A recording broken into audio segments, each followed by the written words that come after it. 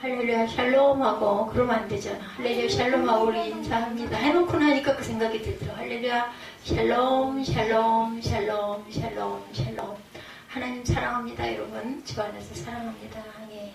여기다가 청색 초를 내가 불을 킬까 하다가 어차피 2개밖에 못 켜는 건 안 켰는데 대림 2번째 주일 지난 27일부터 시작이 됐죠. 그래서 넷째 주가 지나고 나서 우리가 성탄절인데 이번에는 성탄절이 주일이기도 합니다. 안식일에 손 마른 사람을 고치신 사건 마태복음 12장 9절에서 21절까지의 말씀 가지고 함께 은혜를 나눠보도록 합니다. 제가 이 발음이 복잡해서 우리 영어를 잘하는 우리 에스더 전도사님한테 물어봤어요. 둘째 주간을 맞았어요. 교회력이 에클레지아스티컬이라고 합니다. 예수 그리스도의 탄생과 사역, 순환과 죽음, 그리고 부활과 다시 오심을 통해서 완성된 우리의 구원 역사를 매년 재현하는 것이고, 교회력은 대림절부터 시작을 한다고 합니다. 알고 계시기 바랍니다. 역사적으로 대림절은 주후 4세기경 초대교회 때 예수님의 성탄을 축하하고 감사하는 성탄절을 준비하기 위해서 시작이 되었습니다. 그런데 7세기 후반에 이르러서는 예수 그리스도의 초림뿐만 아니라 그리스도의 재림을 기다리는 절기로서의 의미가 추가되었다고 그래요. 그래서 그때부터 대림절은 단순히 성탄절을 준비하는 자리에서 나아가서 이 세상에 끝날에 오실 그리스도를 기다리며 준비하는 기간으로도 지키게 되었다라는 것. 영어로 대림절은 어드벤트인데 라틴어 오다, 어드벤티우스 이렇게 기록이 되어 있네요. 유래됩니다. 어드벤티우스는 로마 제국의 황제의 즉위와 연관이 되어 있다고 하고, 신임 황제가 제국 내 여러 도시들을 방문하는데 바로 그 황제의 방문을 그분의 방문 어드벤티우스 히스 어드반트라고 했다고 그래요. 시절이 바뀌어 기독교가 로마의 국교가 되자 예수 그리스도만이 진정한 주님이시고 역사의 주권자인 황제다 이렇게 고백을 했다고 그러죠. 이에 교회는 황제의 왕님을 뜻하는 어드벤티우즈를 구세주의 오심, The Coming of Our Savior로 사용을 했다고 합니다. 신약의 관점에서 대림절은 하나님의 예수 그리스도 안에서 이미 already 오신 예수님이라 얘기하시죠. 그리스도의 성육신과 아직 오시지 않았지만 not yet, 그래서 already and not yet 이렇게 말합니다. 다시 오실 예수님의 재림을 맞이하기 위한 준비를 하는 영혼의 절기이기도 하다는 거. 그래서 대림절, 그리고 그 전달은 감사의 달, 감사의 주가 있죠. 추수감사절, 11월달은 12월달은 대림절. 그래서 오실 예수님을 맞이하기 위한 그러한 준비의 절기다, 중요합니다. 그리고 나면 또 신년이 이어지죠. 그 대림절은 예수 그리스도께서 육신을 입으시고 이 땅에 오심을 축하하고 감사하는 절기라는 것. 동시에 대림절은 예수 그리스도께서 다시 오실 것을 기대하고 기다리는 소망의 절기이기도 합니다. 대림절에는 보편적으로 푸른 나무로 둥글게 엮어 만든 화환과 5개의 초를 사용해서 교회를 장식하죠. 우리가 대림절 때 그 청색 초를 양쪽에 켜기도 했었습니다. 화관은 시작도 끝도 없는 하나님의 영원하신 사랑을 상징한다고 하네요. 초는 어두운 세상을 빛으로 오신 예수님을 또한 나타냅니다. 성탄절을 앞둔 4주간의 소망, 평화, 기쁨, 사랑, 그리고 감사와 환희에 아기 예수의 촛불이 차례로 켜지면서 성탄절을 맞게 됩니다. 지금 여기 저희는 불을 밝히지 않았지만 대림절에 촛불을 밝힌 그 촛불은 구유에 누우신 예수께서 세상의 참 빛이고 우리 인생의 진정한 구원의 축복임을 증거한다고 하죠. 되돌아보면 인류는 아직도 코로나 위기에서 완전히 벗어나지 못했어요. 그러나 생명의 빛, 복음의 빛이신 예수님의 은혜와 구원하시는 사랑의 빛이 수고하고 무거운 짐진 우리들의 연약하고 병든 영혼 깊이 가득히 비추셔서 몸도 마음도 새로워지고 회복되기를 주님의 이름으로 축복합니다. 거기에서 떠나 그들의 회당에 들어가시니 오늘 12장 9절에 보면 그렇게 나오죠. 그 위에는 보면 안식일에 손 마른 사람을 고치시다. 제 성경에는 이렇게 나와 있습니다. 그래서 9절에 그 거기에서나 그들의 회당에 들어가시니 한쪽 손 마른 사람이 있는지라 사람들이 예수를 고발하려 하여 물어 이르되 안식일에 병 고치는 것이 옳으니까 일부러 시비거리를 찾은 거예요. 그죠? 예수께서 이르시되 너희 중에 어떤 사람이 양 한 마리가 있어 안식일에 구덩이에 빠졌으면 끌어내지 않겠느냐? 이렇게 거꾸로 질문을 하십니다. 사람이 양보다 얼마나 더 귀하냐? 그러므로 안식일에 선을 행하는 것이 옳으니라 이렇게 대답을 하시죠. 인자가 안식의 주인이니라 말씀하신 그 장소를 떠나서 회당으로 들어가시니 이제 자리를 바꾸신 거예요. 회당은 바벨론 포로기에 예루살렘 성전이 파괴되어서 더 이상 유대인들이 동물 희생 예배를 드릴 수 없게 되었을 때 대안으로 세운 집회 장소이기도 하다라는 것. 회당이 지금도 그렇지만 회당은 전 세계 유대인들에게 있어서 일상생활의 구심점입니다. 회당은 예배를 드리고 기도하는 처소이자 율법을 연구하고 가르치는 교회, 학교의 역할을 하는 곳이 바로 회당이죠. 심지어 지방 법정 역할도 감당하는 공적 회합 장소이기도 했어요. AD 70년 예루살렘이 파멸되기 직전까지만 해도 예루살렘이 약 480여 곳에 회당이 있었다고 합니다. 그런데 예루살렘의 회당 수는 당시 인구 밀도로 볼 때 오늘날 우리나라의 웬만한 도시의 교회 숫자 못지 않았어요. 유대인들은 그들의 회당을 매우 자랑스럽게 여겼겠죠. 경건한 유대인들은 매일 회당을 방문합니다. 거의 매일 하듯이 직장에 출석하듯이. 모든 유대인들은 안식일과 주의 절기 때는 반드시 회당을 방문하고 오늘 본문 9절에는 예수께서 이렇게 중요한 회당으로 자리를 옮기신 것을 그들의 회당에 들어가시니 이렇게 표현하고 있어요. 아마도 안식일의 주인이신 예수님 앞에서 안식일 논쟁을 벌이는 유대 종교 지도자들의 형태에 거리감을 둔 의도로 쓰여진 듯합니다. 10절에 그 회당에 손 마른 사람이 있었다. A man with a shriveled hand was there. 이렇게 표기가 되어 있네요. 손 마른 사람은 뇌 손상으로 인한 중풍이 아니라 피가 잘 순환되지 않아서 손의 근육 기능이 상실된 자다. 열왕기상 13장 4절에 증거합니다. 누가복음 6장 6절에는 그의 오른손에 이상이 왔다. 이렇게 해석이 되어 있어요. 제롬의 라틴어 번역 성경에 보면 손 마른 사람의 직업이 석공이었다. 이렇게 표기가 돼서 나와 있다고 합니다.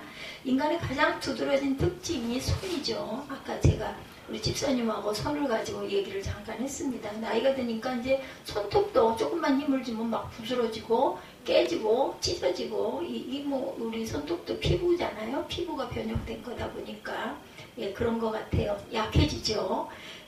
손으로 온갖 것을 만들고 모든 일들을 하는 것이 손에서 비롯됩니다. 자그마한 손으로 엄마의 손가락을 감싸는 순간부터 아기는 물건을 쥐고 놓는 일생을 시작하죠. 아기들 손님이 굉장히 세요. 꽉 잡고 있으면 안 놓여서 간호사의 손가락에 끼고 있는 반지를 아기가 태어나면서 움켜잡고 그거 반지가 없어져서 찾다 안 돼가지고 보니까 아기가 손을 꼭 쥐고 있어서 손 안에 반지가 있나 보자고 빼려고 해도 그게 그렇게 안 빠졌다고 그러죠. 나중에 보니까 그 안에 반지가 정말 있더랍니다. 아기 손 안에.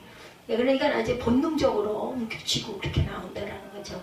사람들의 직업이 무엇이든 사람들은 각자의 손으로 그 일을 감당합니다. 물론 머리를 쓰지만 특히나 피아니스트나 현악기 연주자들의 현란한 손가락 움직임은 정말 기가 막히죠. 경탄을 금치 못하게 합니다. 훈련이죠. 야구, 농구, 배구, 테니스, 골프, 양궁, 볼링, 배드민턴, 원반 던지기. 사람이 뇌는 손가락 끝의 신경에 영향을 받는데 손가락 끝 신경 정말 개체수가 1제곱미터당 1300개에 이른다고 하네요. 굉장히 많죠.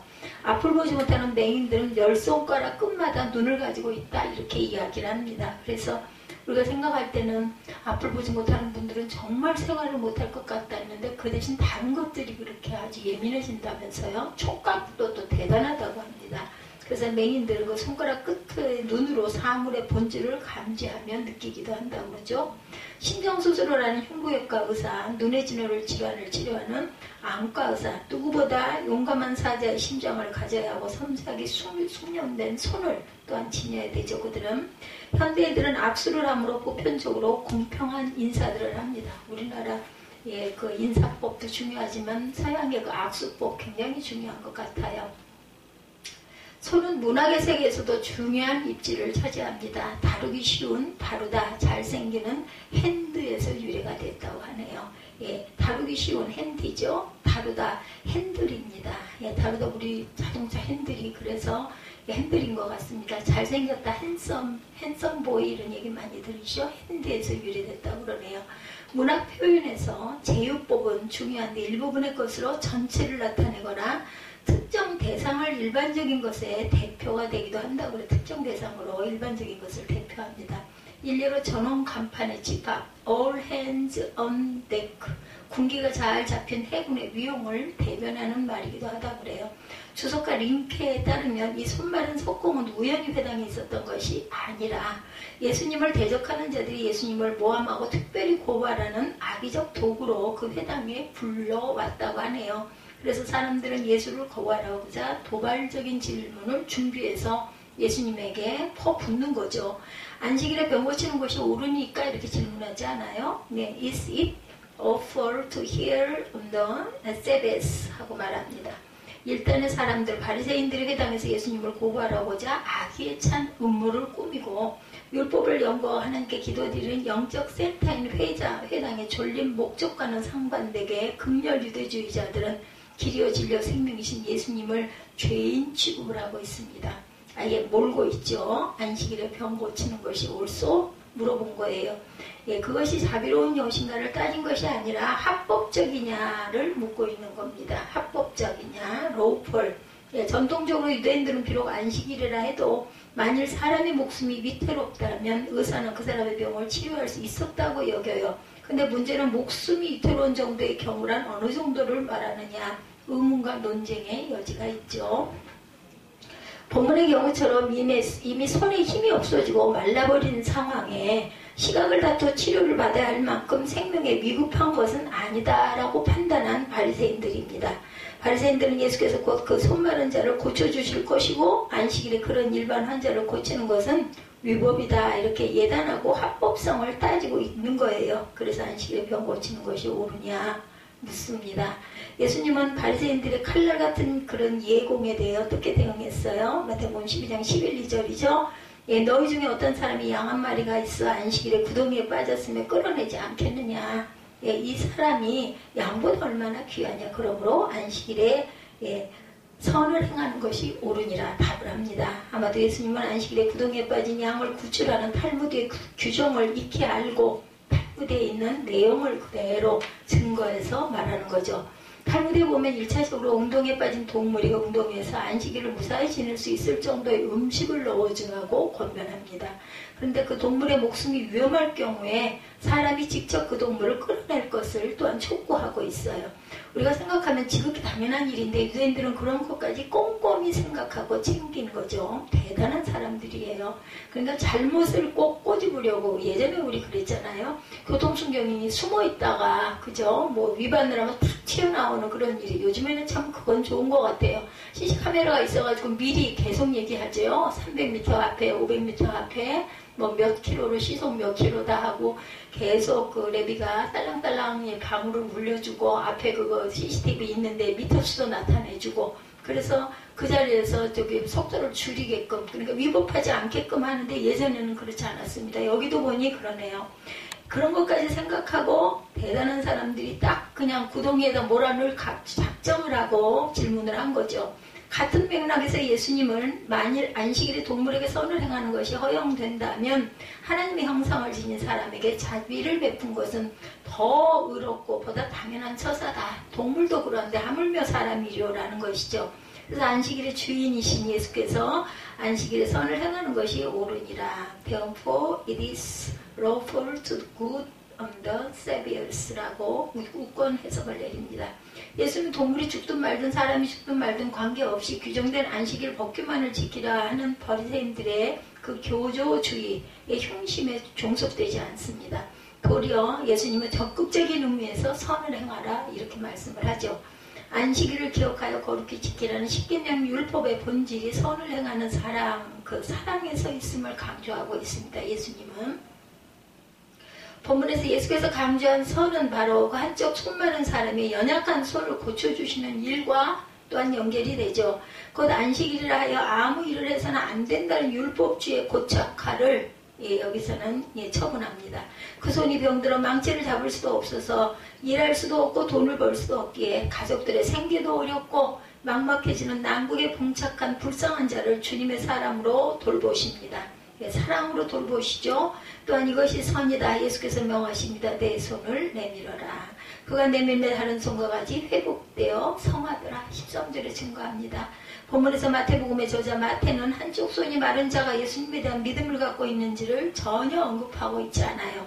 그렇지만 그 손 마른 자는 바리새인의 악한 의도와는 상관없이 예수께서 손을 내밀라 하시기에 그저 병든 손을 내밀었다. 그 불쌍한 자는 그대로 순종합니다. 하라니 하라는 대로. 크리스천의 신앙에서 순종의 가치는 어마어마하죠. 대단합니다. 성경의 마지막 책 요한계시록 12장 17절은 신앙을 지킨 자들을 상징하는 여자의 남은 자손들을 설명합니다. 하나님의 계명을 지키며 순종하며 예수의 증거를 가진 자들이다. 이렇게 기록되어 있어요. 요한계시록 14장 12절에도 성도들의 인내가 여기 있나니 그들은 하나님의 계명과 예수에 대한 믿음을 지키는 자니라 이렇게 말씀하고 있고, 요한계시록 22장 7절에도 보면 보라 내가 속히 오리니 이 두루마리 예언의 말씀을 지키는 자는 복이 있으리라고 증거합니다. 킵이죠, 킵. 성경의 처음부터 마지막까지 에덴 낙원의 그 상실에서부터 회복에 이르기까지 그 법칙은 변함이 없습니다. 생명나무와 하나님의 은혜로 나아갈 수 있는 길을 열어주시는 것은 오직 순종뿐이다. 창세기 에덴 동산에서의 불순종은 생명나무로 가는 길을 막아버리죠. 요한계시록에서 순종은 다시 그 길을 회복해 했다라는 것. 인간이 불순종의 타락에서 순종함으로 구원을 얻은 축복이 가능한 것은 처음과 마지막의 중간에 있는 예수 그리스도의 십자가를 통해서 이루어지고 가능해졌어요. 성경은 로마서 5장 19절에 온 한 사람이 순종하지 아니함으로 많은 사람이 죄인 된 것 같이 한 사람이 순종하심으로 많은 사람이 의인이 되리라 이렇게 증거하고 있습니다. 히브리서 5장 8, 9절에도 그가 예수 그리스도시죠. 예수 그리스도의 아들이면서도 받으신 고난으로 순종함을 배워서 온전하게 되셨은즉 자기에게 순종하는 모든 자에게 영원한 구원의 근원이 되셨다라고 증거합니다. 예수 그리스도의 십자가와 부활은 주의 사랑하는 성도들의 순종을 다시 회복시켜서 구원을 받게 하는 거룩한 목적을 이루죠. 성도가 하나님께 합당한 영광을 돌릴 수 있는 것은 오직 믿음의 순종을 통해서 가능하죠. 의식적이든 무의식적이든 주님의 말씀에 순종하는 자는 복이 있습니다. 예수님은 여러 연약한 자들에게 손을 대어서 고치셨을 때와는 달리 그 한쪽 손 마른 자에게는 손을 내밀라는 단 한마디의 말씀을 하셨고, 말씀에 순종한 한쪽 손 마른 자의 병든 손은 다른 손과 같이 회복되어 성하여집니다. 할렐루야. 사람이 마음으로 믿어 의에 이르고 입으로 시인하여 구원에 이르느니라. 로마서 10장 10절이죠. 바리새인들에 의해 강제로 끌려왔던 한쪽 손 마른 자는 예수님의 말씀에 순종했고, 성도가 믿음으로 주님의 말씀에 순종하는 것은 예수님의 치유하심의 선행 조건이 아니라 병행 조건입니다. 함께 반드시 따라야 될 조건이다. 예수님을 안식일법을 지키지 않은 범죄자로 고소하려고 했던 바리새인들은 너무나 놀라운 일에 당황합니다. 바리새인들은 어떻게 해야 예수를 죽일까? 14절에 전전긍긍 의논들을 하죠. 예수님은 바리새인들의 그런 악한 의도를 간파하고 그곳을 떠나시죠. 많은 사람들이 예수님을 계속 따라갑니다. 그들 가운데 환자들도 많았겠죠. 예수님은 바리새인들이 금기하시는 안식일임인데도 불구하고 그들의 병을 뭐라 그래요? 다 고쳐주셨다. 이렇게 표기되어 있어요. 15절에 Jesus healed all their sick 이렇게 증거합니다. 모두 다 고쳐줬어요. 사람을 사랑하시되 끝까지 사랑하신다고 요한복음 13장 1절에 예수님의 사랑은 한량없이 증거가 됐다는 것을 잊지 마시기 바랍니다. 단 예수님은 안식일에 병이 들어 연약한 자들을 고쳐주시는 하늘의 치유사역의 반대자들의 적대감을 더욱더 크게 부채질할 것이기 때문에 자기를 나를 나타내지 말아달라고 마태복음 12장 16절에 그 말하지 말라 이렇게 당부를 하죠. 16절에 보면 예수께서 그들의 병을 다 고치시고 15절에 16절에 자기를 나타내지 말라 경고하셨으니 이는 선지자 이사야를 통하여 말씀하신 바 보라 내가 택한 좋은 곳 내 마음에 기뻐하는 바 내가 사랑하는 자로다. 내가 내 영을 그에게 줄 터이니 그가 심판을 이방에 알게 하리라. 그는 다투지도 아니하며 들리지도 아니하리니 아무도 길에서 그 소리를 듣지 못하리라. 상한 갈대를 꺾지 아니하며 꺼져가는 심지를 끄지 아니하기를 심판하여 이길 때까지 하리니 또한 이방인들이 그의 이름을 바라리라 함을 이루려 하심이니라. 이렇게 증거하고 있어요. 아무리 천국 복음에 전하는 일이 귀하다 할지라도 불필요한 오해와 소동이 일어나는 것은 덕스럽지 못하기 때문이기도 하죠. 예, 이어령 박사의 나에게 이야기하기 이 내용을 제가 발췌해서 실었습니다. 예, 연결이 돼서 너무 슬퍼하지 말라. 예, 삶은 슬픔도 아름다운 기억으로 돌려주므로 너무 고집부리지 말라. 사랑의 마음과 생각은 늘 변하는 것이므로 너무 욕심부리지 말라. 사람이 살아가는데 그다지 많은 것이 필요치 않으므로 너무 연연해하지 말라. 죽을 것 같던 사람이 간자리에 또 소중한 사람이 오므로 너무 미안해하지 말라. 우리 모두는 누구나 실수하는 불완전한 존재이므로 너무 뒤돌아보지 말라. 지나간 날보다 앞으로 살 날이 더 많으므로 너무 받으려 하지 말라. 살다 보면 주는 것이 받는 것보다 기쁨으로 너무 조급해하지 말라. 천천히 가도 얼마든지 먼저 도착할 수 있으므로 놀라운 것은 자기를 나타내지 말라고 명하시는 예수님의 이 엄청난 자제령은 이사야 42장 1절에서 4절의 말씀에 의하면 그대로 성취가 되죠. 보라 내가 택한 좋은 곳 내 마음에 기뻐하는 바 내가 사랑하는 자로다. 내가 내 영을 그에게 줄 터이니 그가 심판을 이방에 알게 하리라. 그는 다투지도 아니하며 들리지도 아니하리니 아무도 길에서 그 소리를 듣지 못하리라. 상한 갈대를 꺾지 아니하시며 꺼져가는 심지를 끄지 아니하시기를 심판하여 이길 때까지 하리니 또한 이방인들이 그의 이름을 바라리라 함을 이루려 하시니라. 아까 말씀드린 이어령 박사의 나에게 이야기하기 이 이야기를 깊이 기억하시기 바랍니다. 너무 슬퍼하지 말라. 삶은 슬픔도 아름다운 기억으로 돌려주므로 너무 고집부리지 말라. 사람의 마음과 생각은 변하는 것이므로 너무 욕심부리지 말라. 사람이 살아가는데 그다지 많은 것이 필요치 않으므로 너무 연연해하지 말아라. 죽을 것 같던 사람이 각자리에 또 소중한 사람이 오므로 죽을 것 같던 사람이 간자리에 또 소중한 사람이 오므로 너무 미안하지 말아라. 우리 모두는 누구나 실수하는 불완전한 존재이므로 너무 뒤돌아보지 말아라. 지난 날보다 앞으로 살 날이 더 의미가 있으므로 너무 받으려 하지 말라. 살다 보면 주는 것이 받는 것보다 기쁨으로 너무 조급해하지 말라. 천천히 가도 얼마든지 먼저 도착할 수 있으므로 이런 여유를 가지고 너무 자기 주장을 강하게 하지 말고 남에게 주는 것을 기뻐하고 남을 용서하는 저와 여러분이 되시기를 바랍니다. 상한 갈대를 꺾지 아니하며 꺼져가는 심지를 끄지 아니하기를 심판하여 이길 때까지 하리니 이방인들이 그의 이름을 바라리라 함을 이루려 하시니라. 상한 갈대를 꺾지 않고 꺼져가는 등불도 끄지 않는 우리 주님의 자비로우신 사랑을 찬양하십시다. 오늘 우리 가운데 몸도 마음도 삶의 모든 영역에서 한쪽 손마른 사람처럼 오그라들어 있고 옴츠러 있는 부분은 없으십니까? 예수님이 지금 말씀하시네요. 너의 손을 내밀라. 아멘. 우리 주님의 말씀의 터치가 모든 사랑하는 모든 형제 자매 그리고 또한 영상을 보시는 모든 분들에게 영혼과 육체와 가정과 자녀들과 모든 일에 앞날이 항상 임하시기를 주님의 이름으로 축복합니다.